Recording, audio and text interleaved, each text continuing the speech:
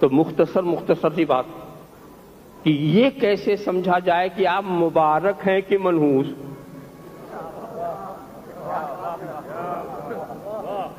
تو پھر یہ دیکھو کہ انجام کیا؟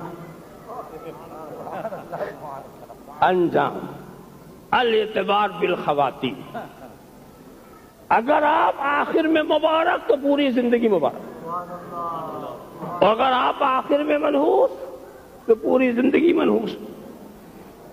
انجام رب تبارک و تعالیٰ جسے چاہے پل بھر میں جنتی جو نظر آ رہا ہے وہ جہنمی ہو جائے، اور جہنمی جو دکھ رہا ہے وہ جنتی ہو جائے.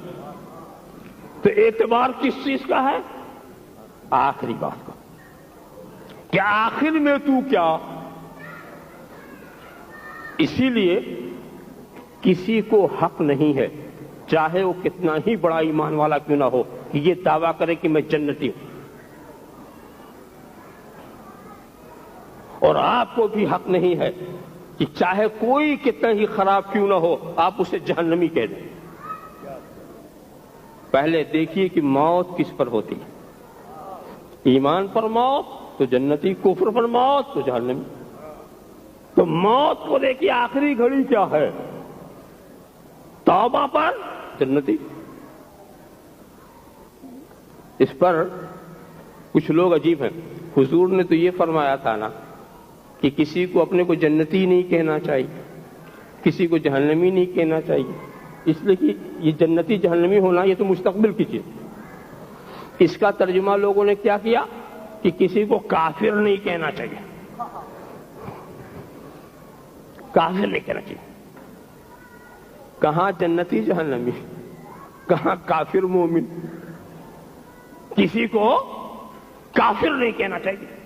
اور اس میں عجیب بات ہے کہ کیا کہتے ہیں، کسی کافر کو بھی کافر نہیں کہنا چاہیے. کسی کافر کو بھی کافر نہیں خود ہی کافر کہہ رہے ہیں. پہلے کافر کا، پھر کہتے نہیں کہنا چاہیے.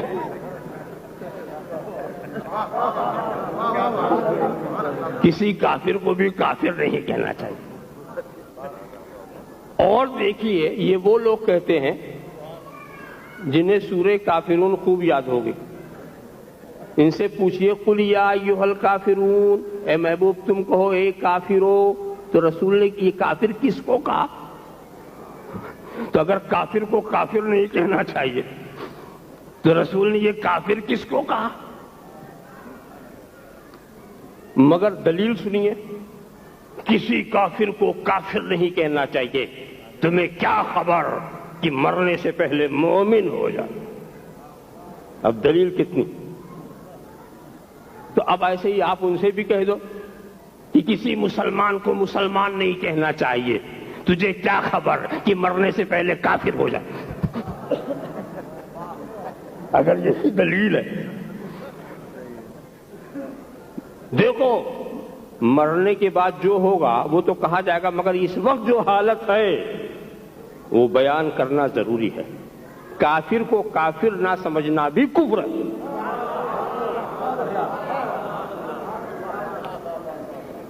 تو جو موجودہ حالت ہے وہ تو بیان ہی کی جائے گی. اچھا ایک بات اور ہم بتائیں، یہ کوشش کون لوگ کرتے ہیں؟ جب کوئی یہ کہنا کہ کسی کافر کو کافر نہیں کہنا چاہیے، کسی مشرک کو مشرک نہیں کہنا چاہیے، یہ نہ سمجھو کہ وہ چوروں کا ہمدرد. یقیناً وہ خود چور ہے، تبھی وہ چاہتا ہے، اپنا تحفظ چاہتا ہے کہ جب یہ چوروں کو چور کہنے کے عادی ہوں گے تو ہمیں بھی چور کہیں گے. تو اپنا تحفظ کرنے کے لیے کہ کسی چور کو چور نہ کہو، ورنہ جو چور نہیں ہے وہ تو کہتا ہے کہ بھی چور کو چور کو. جو شرابی نہیں ہے شرابی کو شرابی کہنے اس کو کوئی تکلیف نہیں. تو یہی بات میں بتا رہا ہوں، اعتبار انتہا کا ہوتا ہے. دل میں اگر سچی توبہ پیدا ہو جائے تو رب تبارک و تعالیٰ بڑا کریم ہے، غفور الرحیم ہے.